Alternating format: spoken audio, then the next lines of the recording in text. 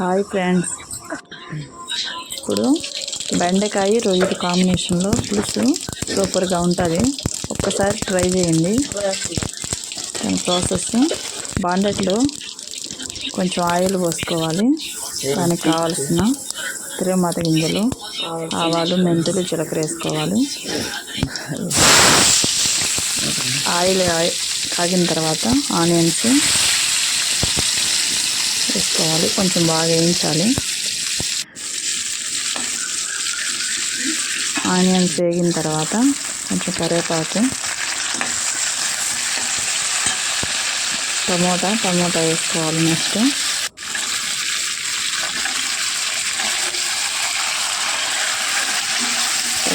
Tomato వేసుకొని కొంచెం బాగా మగ్గనివ్వాలి.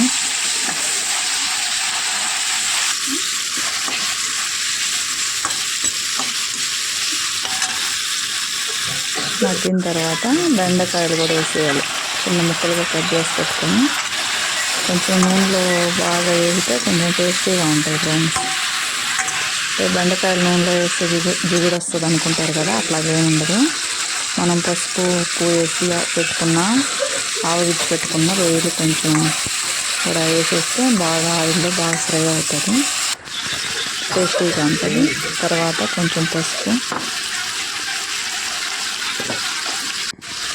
కొంచెం కారం సరిపడా మనకు రుచికి, మనం ఎంత కారం తింటామో అలాగా రుచికి సరిపడా వేసుకోవాలి. మేమంటే కొంచెం ఎక్కువే తింటాము, ఇంకా 4 స్పూన్లు వేసాను. బాగా మిక్సింగ్ చేయాలి.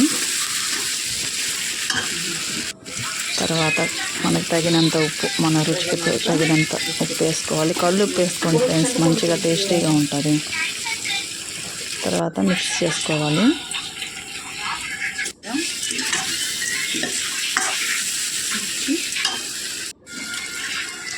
తర్వాత పక్కన చింతపండు పులుసు బాగా రసం తీసుకొని పెట్టుకున్నాను, దాంట్లో వేసేసుకోవటం.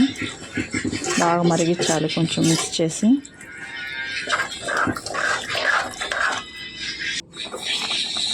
బాగా మరగనిచ్చాలి. బెండకాయ రొయ్యలు కాంబినేషన్ సూపర్గా ఉంటుంది ఫ్రెండ్స్. నెల్లూరు సైడ్ ఎక్కువగా చేస్తారు. మంచిగా మరగనిచ్చిన తర్వాత దీంట్లో మెంతి పొడి వేసుకుంటే ఇంకా బాగుంటుంది ఫ్రెండ్స్. నా దగ్గర లేక వేయలేదు. మంచిగా చూడండి.